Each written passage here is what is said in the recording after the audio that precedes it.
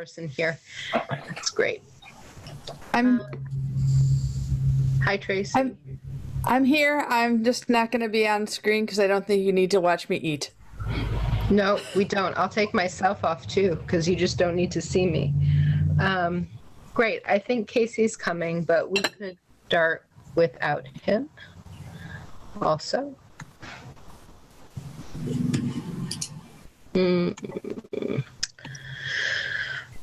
Is there any public speak?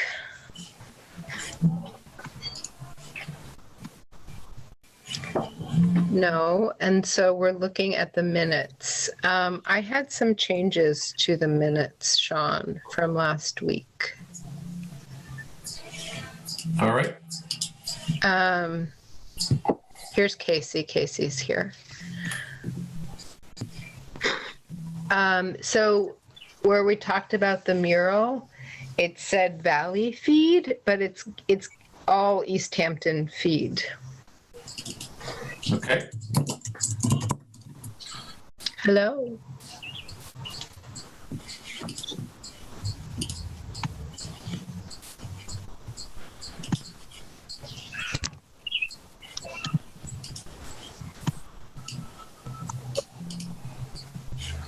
We're looking at the minutes, Casey, unless you have some public speak that you'd like to add. Okay. No public speak.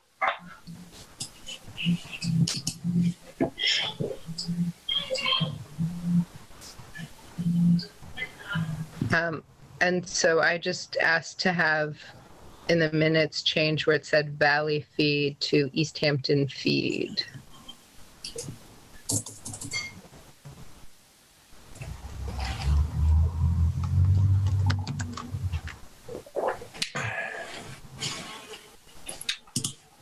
The only question I had was I didn't know what the project Helena is with, so I just put a blank in. That's with Casey, right? With the QR codes. Hang on. It's how can we help? Is it not? Yeah, I think there's something like that. How can we help?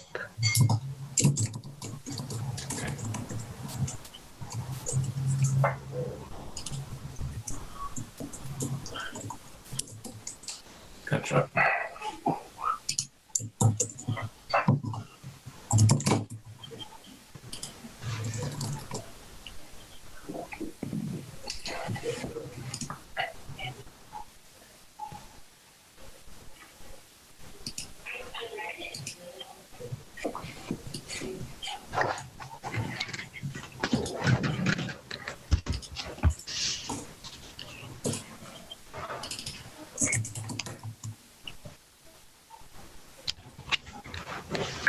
For the council program on the minutes, it says additional funding by Flurry Lumber at Easthampton Feed, but wasn't Abishan going to kick in some sort of funding for that? So that's all we had talked about at that for those minutes. We'll talk about the funding sources. We had mentioned them as a possibility, but we will talk about the actual funding sources soon in this meeting.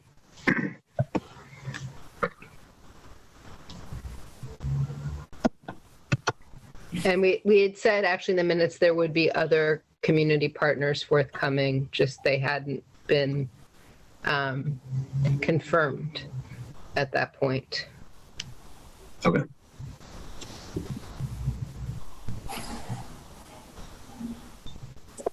And I'm trying to find the minutes. I read them before, but it's I'm not the best doing 10 different things on the same computer. I'm sorry.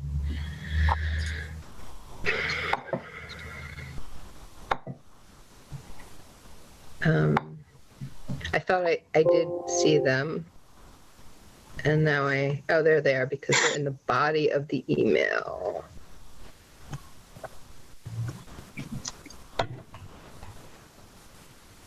Okay. All right. I vote to approve the minutes with the 2 changes we made. I'll make a second. Yes? Yes, all in We all- favor? Aye. Aye. Aye. Great. And has anyone had any contact with their grantees? I can tell you because I just opened her email.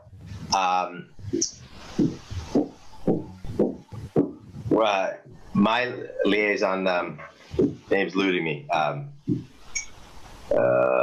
Helena, Helena, there we go.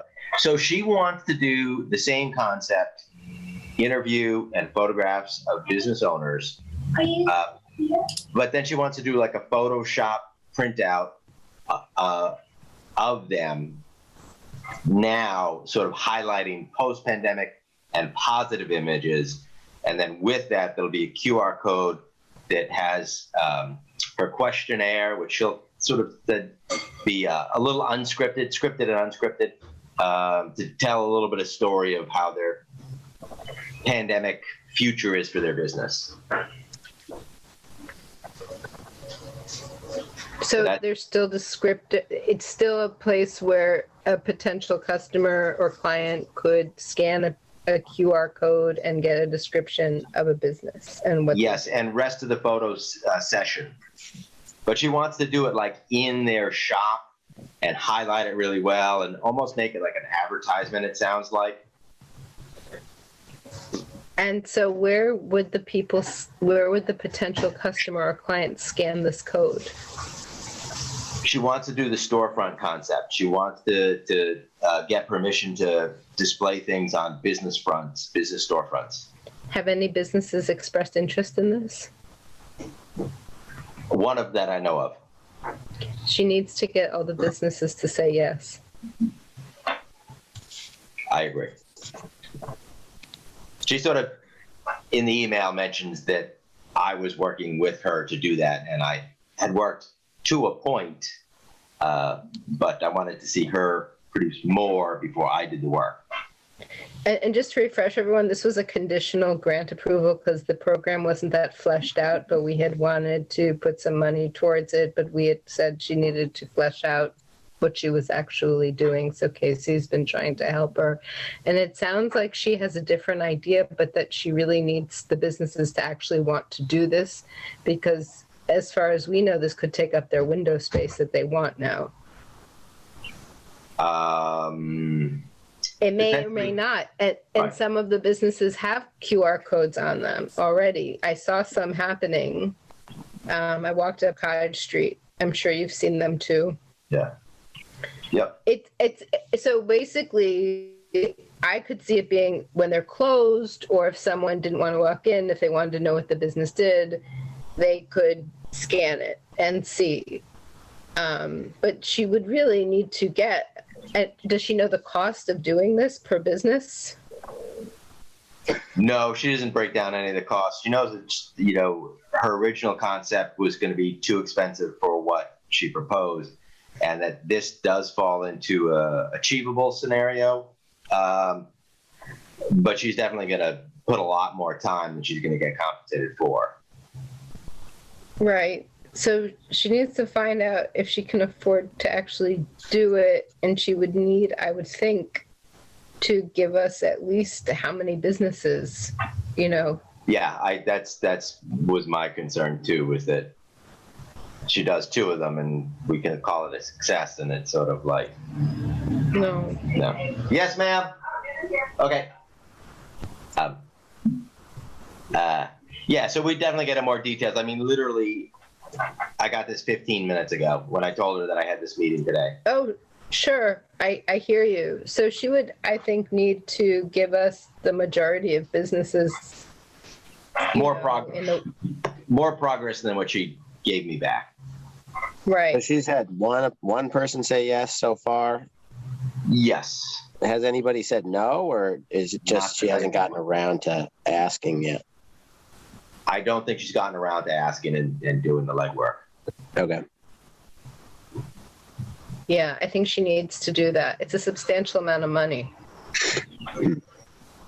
So we would need to see I think the majority of businesses on board that weren't self-explanatory, like restaurants and bars and, I mean, I think she can still pull this off, but I think that we're putting the horse before the cart on this one. You know what I mean? It's here's a bunch of money, go take some photographs. I hope it all works out. You know, we should be more structured for funds.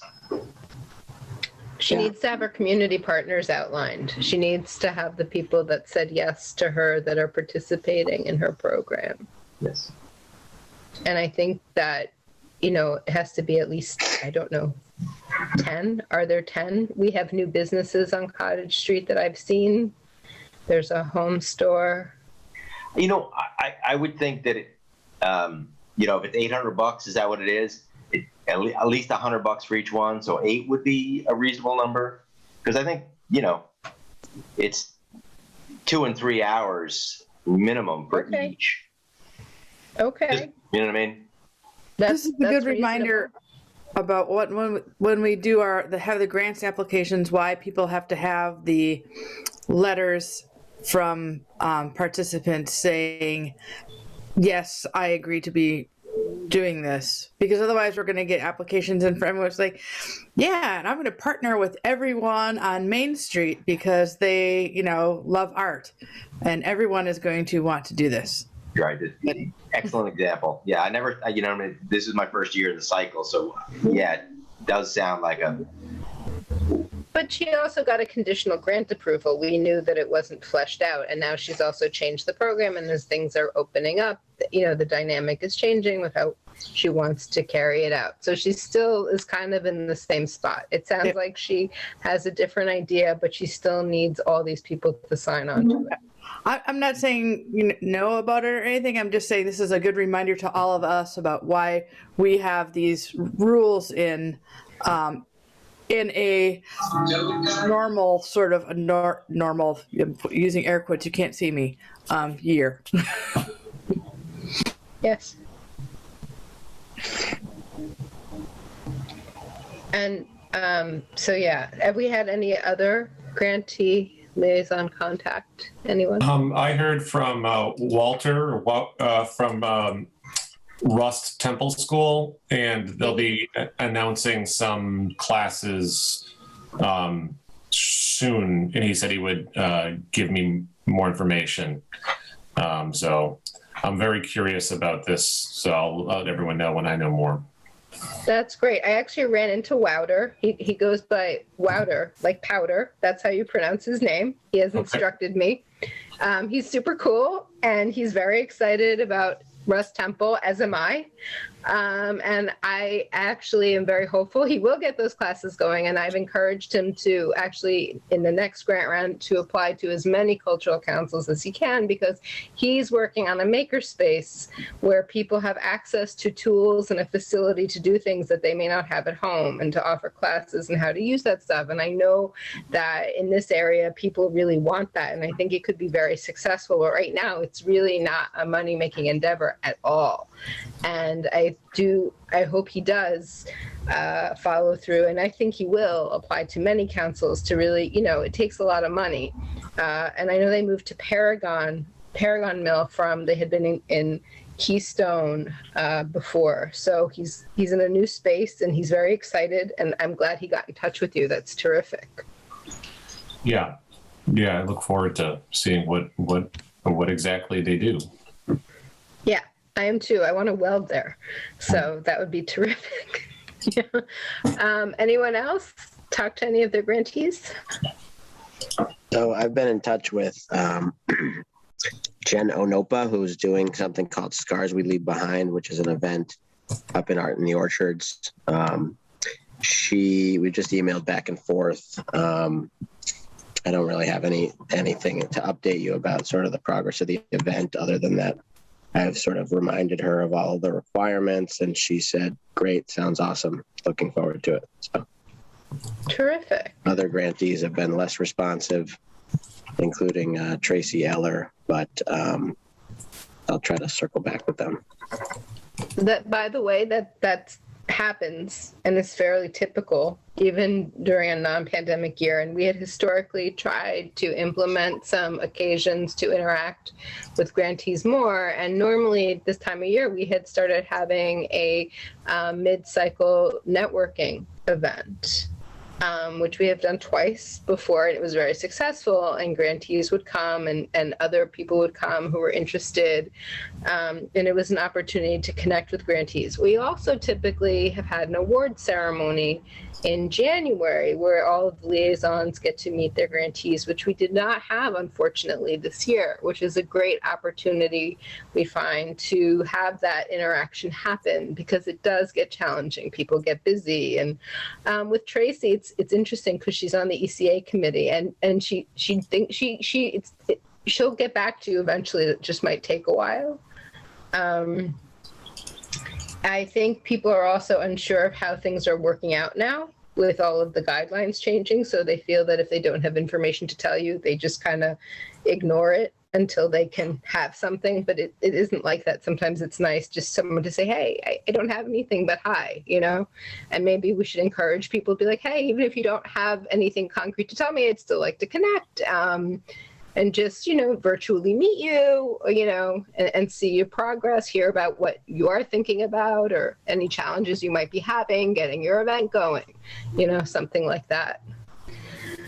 Because I think we do want to connect with our grantees, and it makes it hard, but it's nothing ever personal. This is a typical phenomenon I have found with this committee. So in that vein, unless someone else has something to add to the grantee contact, has anyone else talked to anyone? I have not spoken to the gun violence, the anti-gun violence, but she's been all over the place, and she's Doris. Is it Doris? It is Doris, and it's happening now. It just opened today, her virtual gallery that's being hosted by ECA. Yeah, and she's just doing a good job of displaying all the credits to different committees that she's gotten funds from. Yes, she knows exactly what she's doing. Yeah. And I think, Tracy, are you part of that? Tracy's eating dinner, but I know Tracy is also part of the Moms Against Gun Violence, the Wear Orange campaign. Yeah. Right? Well, usually I am. This year, because of family circumstances, I have not gotten as involved as I anticipated. So, sure. But she is doing a great job. It's true. And I know that Mickey did her gather here last week in the spotlight with ECA instead of Flywheel. Since Flywheel had closed, she had asked if she could do her program incorporated in one of the ECA events, and she did that. Did anyone go to any of the Spotlight series? No. No, I didn't either. I went to Yeah? How was it for you, Louise? It was good. I think they had one like last autumn, when nobody had anything, that was person to person. And they had six this, I went to several actually, and it's not the best atmosphere, but It's hard. It's hard in a parking lot like that, I think. exactly. I was surprised. I thought there would be, and the spacing, just a very personal reaction, that the spacing actually impacted the audience energy. Yeah. Well, that will be changing. So, okay, thank you. Did anyone else have any contact with their grantees? I do have one thing to add about Mill Pond Live. They had thought that they would be doing the live events, but Millside Park, as far as I know from the city, will not be open for events this year. And that's as of today. They are not opening it for events. So unless that changes, Mill Pond Live will be virtual to some capacity, unfortunately. Have they looked into some alternative venue at all, or is that pretty much They it? won't do that. It's really, I will ask them. They have I mean, I know very it's Mill Pond, but yeah, and they need a band shell. They use the band shell there. The only other band shell Easthampton has is in the center of town, and it's not desirable. Unfortunately, there's nowhere to park. There's no room for an audience. So I don't know how that would be. I will ask them, though. I'm sure they'll update me. That's a good question. Anyone else with their contact with their grantees? I have noted Doris and Mill Pond. Was there one other person after Jen Onopa that we talked about?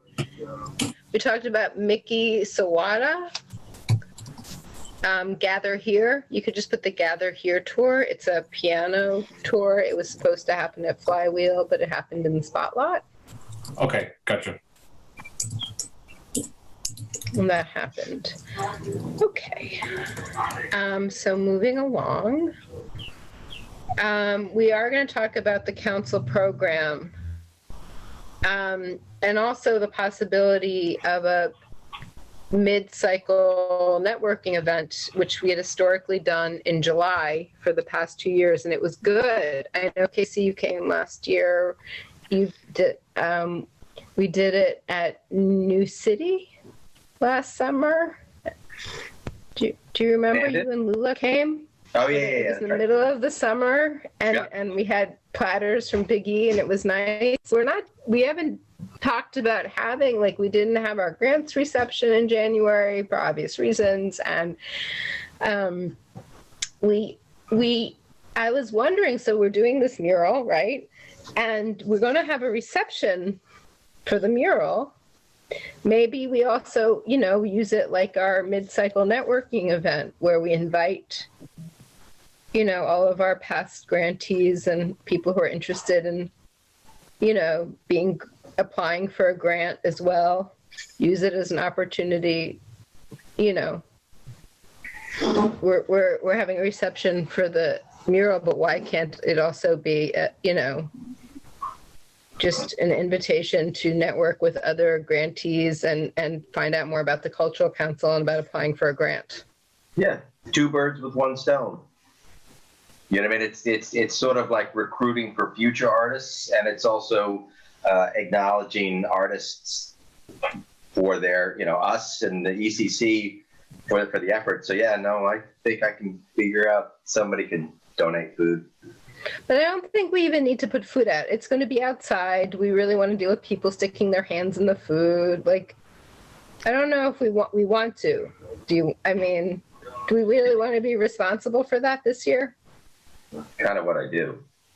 I know that's what you do, but I figured maybe we can just put out some nice cold beverages. Exactly. No, I right.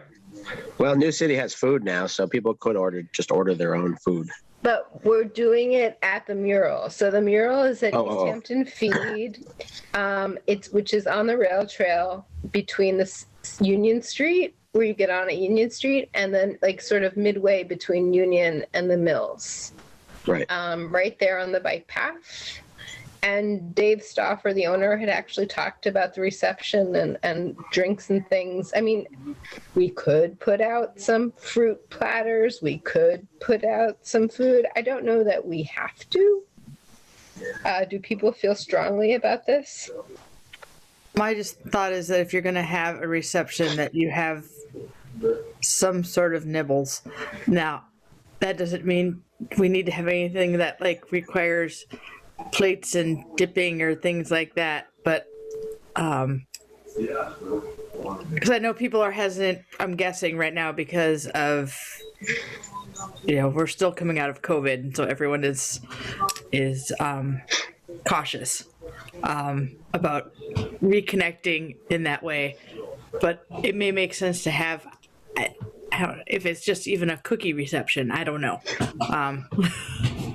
So like individually wrapped cookies? Well, I don't know about individually. I'm just trying to think of what could be where you wouldn't feel like people are like putting their hands back in and grabbing some more of something. Not that, people would be putting No, their. I hear you. I hear So- you. Maybe we can brainstorm about food, not during this meeting, just sort of a few ideas. We can talk about that stuff, not in a public meeting. That's acceptable. Those sorts of details. But if you would all like there to be food, we could, I'm sure, come up with a few ideas between the building owner and me and Casey. And if anyone else has ideas, to feel free to email them. Just something where they can eat. I hear you, Tracy, eat something, but it's not like a bowl of stuff where people are, and nothing too elaborate because we're outside. There won't be a lot of tables there. It's not a seated phenomenon necessarily. So, but it is a great opportunity to show what the Cultural Council does and to talk about what you could apply for if you were a muralist, if you wanted to make public art, what we fund, and to meet other people who have received grants from the Cultural Council, which is the goal of the mid-cycle networking event. And it's also an opportunity for the liaisons to connect with their grantees, potentially as well. So we can talk about food. We're still coming up with a date also. Does anyone have any time this summer for a reception? It doesn't have to be any particular. Sundays work good for me. How are Sundays in general for the rest of the group? In general, pretty good. Is there a date when we're expecting the mural to be finished? Yes, I think I sent you all the timeline. It should be finished by the end of June. Although I passed by today and I did see that Dave Stauffer had cleared all of the brush out, which is great. It should be completed barring bad weather or anything. Potentially it's by the end of June. And Priya had actually thrown some dates out at me. But if we're looking at potentially Sundays, I can go through the dates she gave me and then I can send them to you guys. That stuff we can also talk about offline, and then we could, not in this meeting, we could gather our calendars and see what would work maybe for everyone. Does that sound reasonable? I would do that in the next few days. I would get those dates out to you all. Potential dates. Sounds like the goal is like a Sunday in July-ish. Yeah. That And would also work we for do me. need to make sure the mural is actually done, and sometimes bad weather comes and you can't paint in the rain. So we also may need to get the mural finished and then say, hey, maybe this happens, maybe now that we know. But I would like to get an idea. And once it starts, it's supposed to start the 19th, I believe, the 18th or the 19th of June. Once it starts, we can certainly announce the reception if it's far enough along in June or July. I'd probably angle for the later in July just to make sure it's done.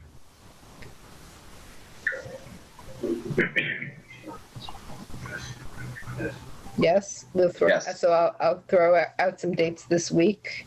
Yeah, so the 4th of July is a Sunday, Mhm. and then we have the 11th, the 18th, and the 25th, just if we're going by Sundays. So, Mhm. 11th, 18th, 25th, anyone? Sounds good to me. They're all good for me. Potentially right now they work for me as well. I'll be gone on the 18th, but the other dates should be able to work. Good to know. Gonna see what Priya says. Great. Yeah, she should be there. Yeah, she should. I agree. And so also about this,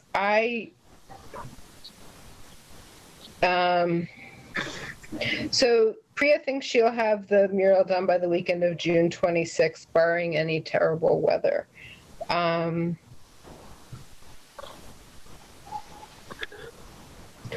so let me run the other Sundays by her, and I'll tell you this week for sure, so we can get that on the calendar. And with that, I put out a call for volunteers because she needs a few people to set up and help. And it turns out so many people want to volunteer to help with a mural that I was overwhelmed. And Priya actually let me know that we do not need that many people. And maybe she had steered me a little. I was worried we would need all these people. We do not. But what it does say to me is that people really want to paint things and be part of a community project like this. I think that a lot of people participated with Northampton when they tried to do like a complete streets program during COVID, where they shut down some of the major thoroughfares and had residents painting the blockades in the street, and they got really into it. And so they saw these pictures on social media and they imagined they'd like to be part of something within the spirit of this. And so it really made me happy, and it made me think, wow, wouldn't it be terrific if we did have any other programming like this in the future, where it was more accessible, because this is a big mural and it's high up and there's scaffolding, and it's really not what this is, what they're imagining. But perhaps in the future we could, partner with an entity in the municipality that does want something like that, where residents can participate in this way.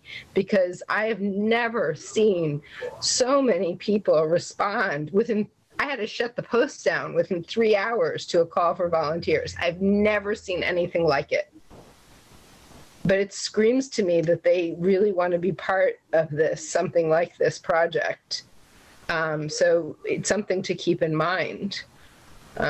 Because not only do we get lasting art that lasts a long time, but it gives people the opportunity to be part of it and to feel good about it and to meet their neighbors and connect in this way. And that is what excited me about it so much. And that's all I wanted to say about that.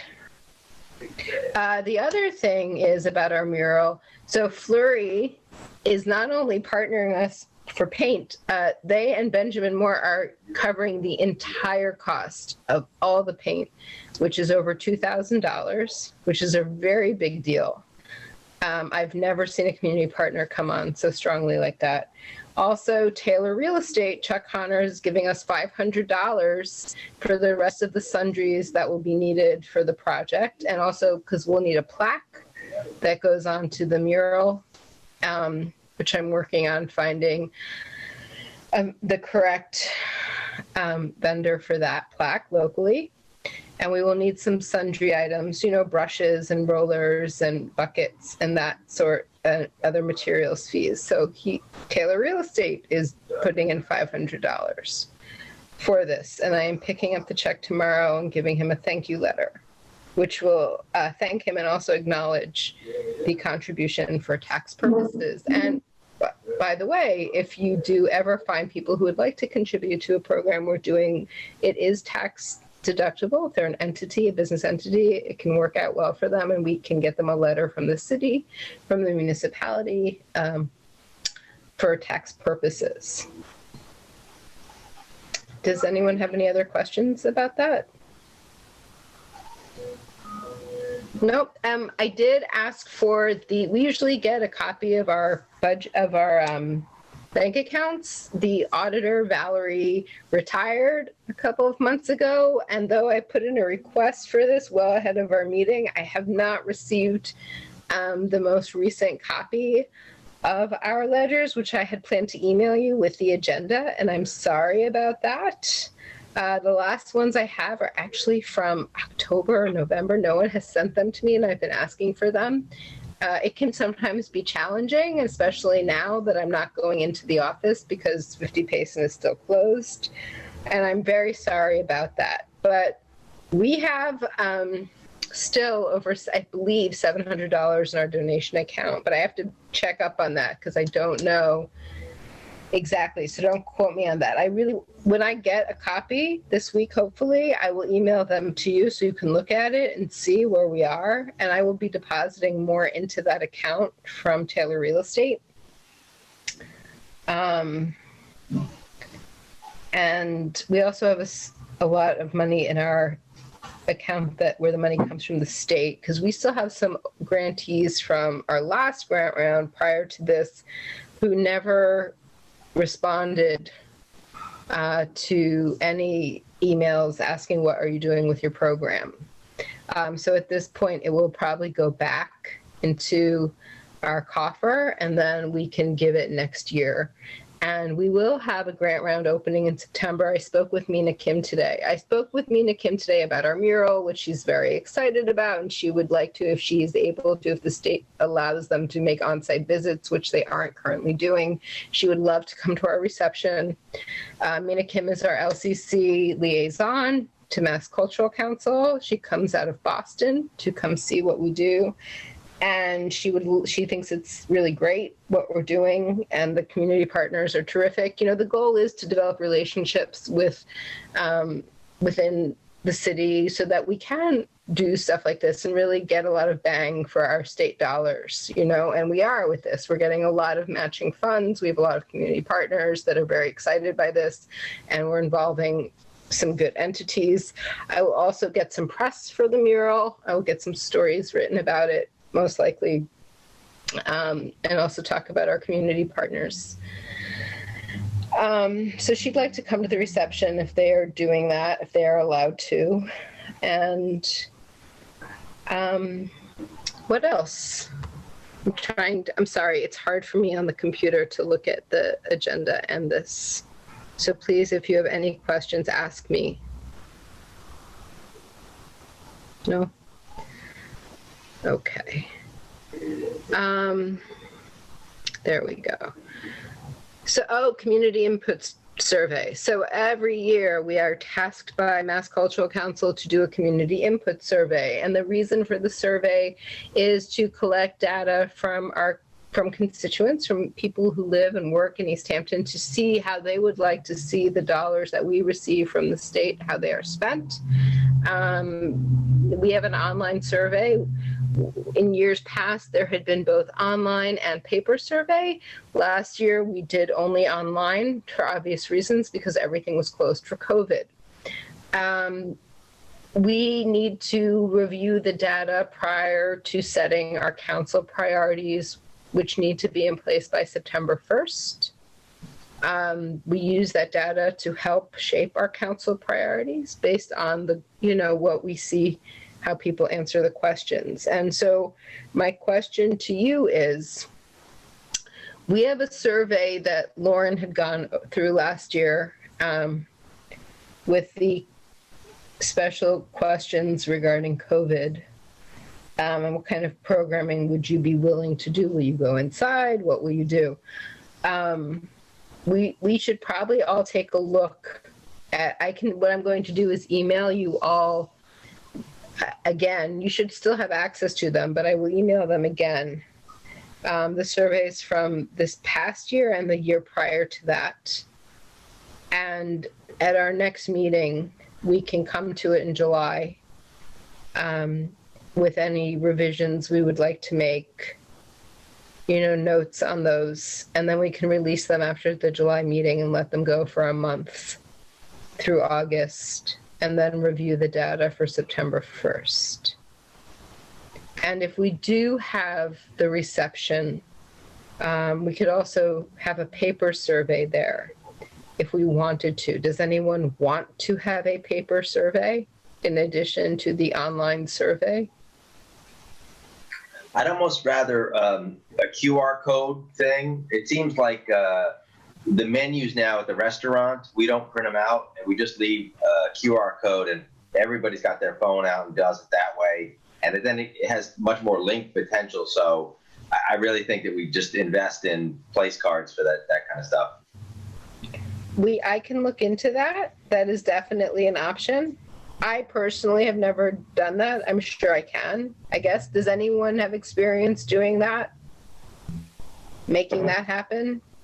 Yeah, we can make QR codes. It's not that big of a problem. I just want to make sure that we're not excluding older people who may not be using smartphones, as well as people who, for whatever reason, don't have smartphones. So, Sure. I think So unlimited print. I don't know how to get that in the hands of the right people, but So here's the thing, in years past, they were put into entities, like Mount Tom's ice cream on the counter.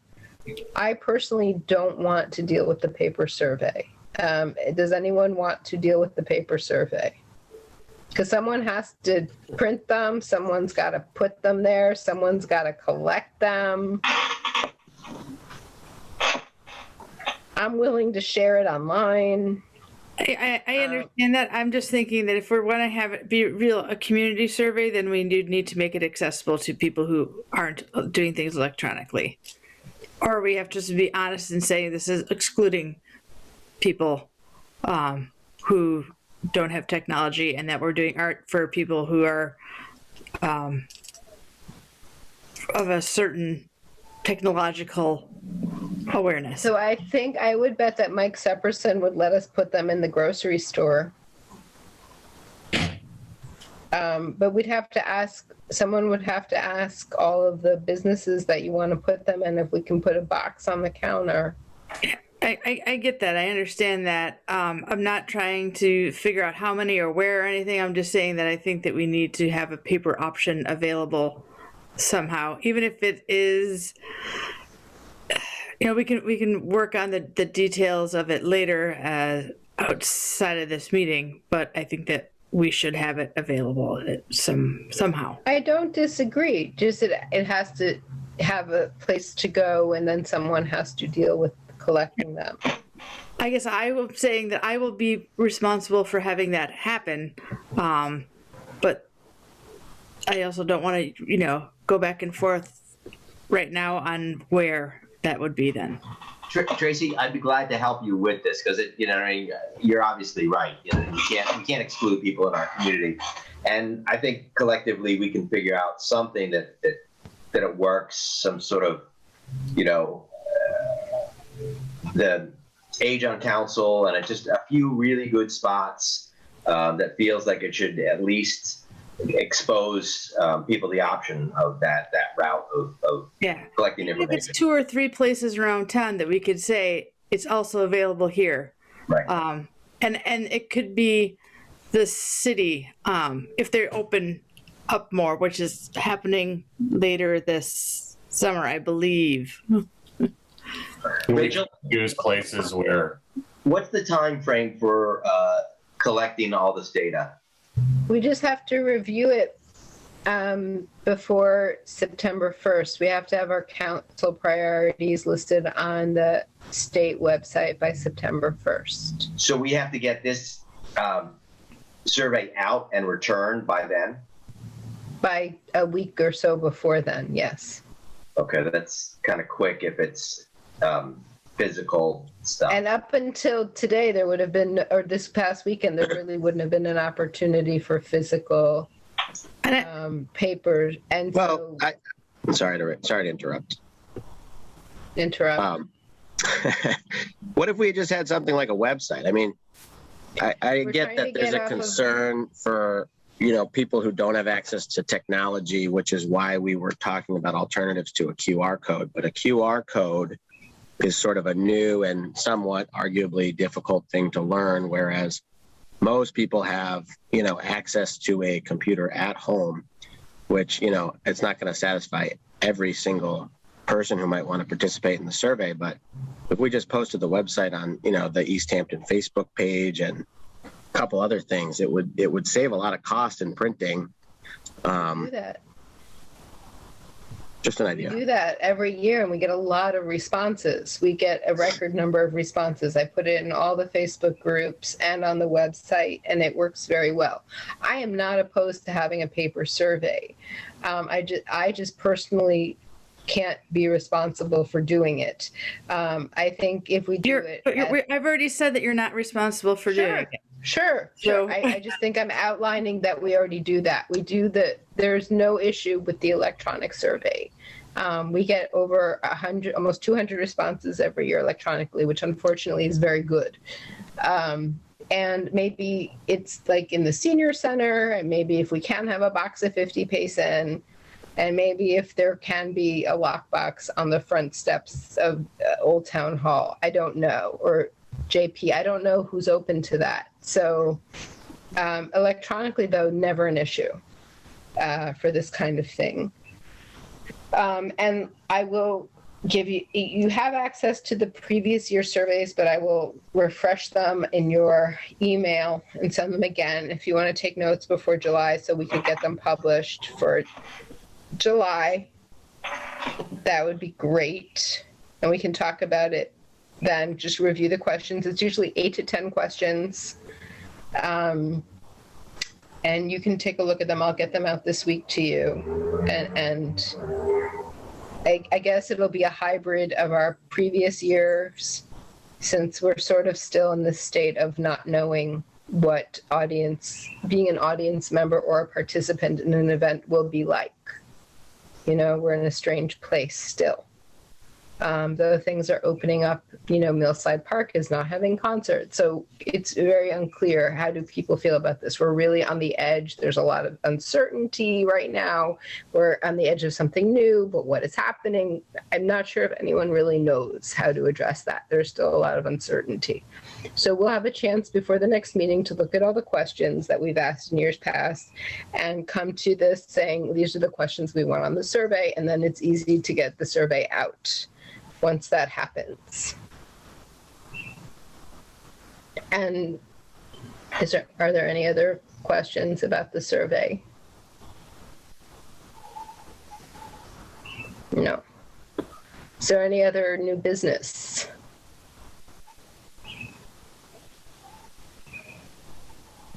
No. Okay. I would move to adjourn the meeting.